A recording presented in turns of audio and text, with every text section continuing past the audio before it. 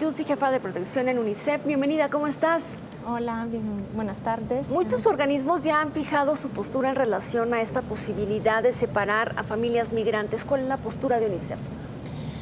Por supuesto, UNICEF, como se dice en la Convención de los Derechos del Niño, cree que la unidad familiar es muy importante y es el entorno ideal para el niño. Por lo tanto, separar a niños de sus padres o de las personas adultas con quienes estén vinculadas a ellos puede traumatizarlos más y también ponerlos en riesgo de ulterior violación o explotación. Entonces es, digamos, una medida que debería ser evitada y se tendrían que buscar soluciones para hospedar a las familias de tipo comunitario, en casas, en albergues, para asegurar que los niños permanezcan con sus familias. Dora, cuando sale este tema, este posible análisis que anuncia una persona del gobierno de Donald Trump hace unos días, un gobernador mexicano pedía a UNICEF su intervención en relación al tema. UNICEF Internacional, ¿qué podría hacer? ¿Cómo podría intervenir? UNICEF es muy activa a nivel, digamos, político y de abogacía, tanto a nivel global y con los diferentes gobiernos. Nos hemos pronunciado con respecto a esta preocupación. Hay un diálogo a más alto nivel para asegurar que de todas maneras no se tomen nunca posiciones en contra de los derechos del niño.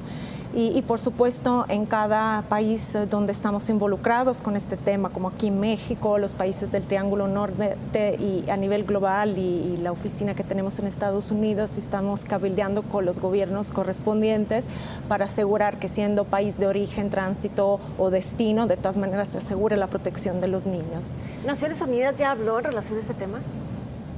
A Relaciones Exteriores. Naciones Unidas. Se ha expresado, digamos, en algunos pronunciamientos, pero sobre todo en un diálogo político más bilateral.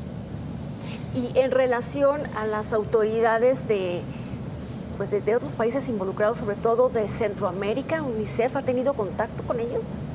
Sí, en cada país de Centroamérica tenemos una oficina de UNICEF y como aquí en México tenemos relaciones estrechas de cooperación técnica y por lo tanto se está trabajando en fortalecimiento de mecanismos de protección y también de retorno, digamos, seguros y protegido para los niños cuando sean repatriados. Y también mucho se está atendiendo el tema de la violencia, que es una de las causas principales que empuja a los niños a salir también del país. ¿Y pobreza?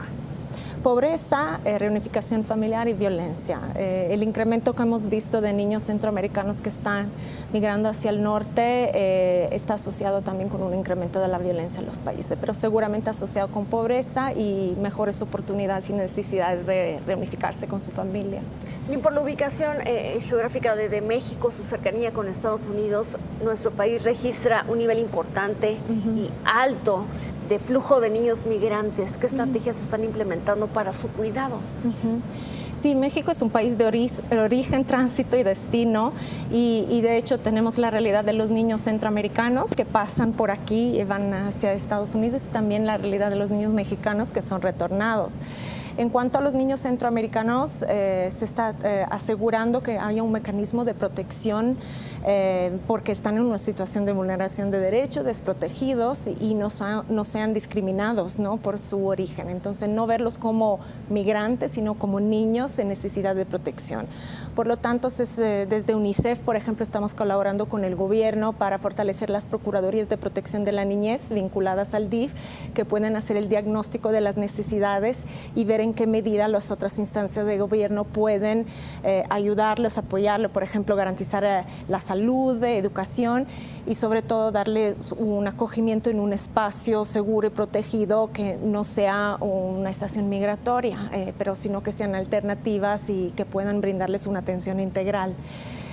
A través del DIF o la sociedad civil. Y también se está fortaleciendo, digamos, toda la atención en cuanto al personal como de la COMAR, la Comisión Nacional de Ayuda a Refugiados, para que puedan identificar los niños que efectivamente tienen una necesidad de protección internacional y podrían quedarse en el país como solicitantes de asilo o refugio. por lo que concierne a los niños mexicanos, también aplica el mismo procedimiento de protección, pero también, por ejemplo, UNICEF, la Secretaría de Relaciones Exteriores han trabajado con los cónsules en Estados Unidos para asegurar que puedan ofrecer el primer abordaje, la primera protección, identificar si efectivamente estos niños han pasado riesgos de protección y podrían ser canalizados al sistema de protección en Estados Unidos. De lo contrario, son retornados y es importante que aquí, obviamente, se fortalezcan las opciones de cuidados del DIF, de la sociedad civil, pero también los servicios de los cuales los niños necesitan cuando regresen al país. ¿Qué pasa con los niños en los casos en donde las familias son extranjeras y la autoridad toma la decisión de una deportación? ¿Qué pasa en todo este proceso con los niños? ¿Están todo el tiempo con los papás? Los niños centroamericanos que llegan aquí con su familia, sí, en teoría no se pueden separar a los niños y generalmente esa es la práctica, que no se separen los niños y ahí se hace, generalmente cuando los niños son pequeños se quedan con sus mamás en la estación migratoria y luego se evalúa el proceso de repatriación. Sin embargo, obviamente, cuando hay un niño de por medio, la centralidad va en el niño. Entonces, habría que ver cuál es el interés superior del niño. Es peligroso, efectivamente, devolverlo inmediatamente al país y, por consecuencia, no habría que separar la familia. Entonces, habría que partir del niño, sus necesidades y ver cómo se puede apoyar la familia. Una separación equivale también a un daño psicológico para el chiquito.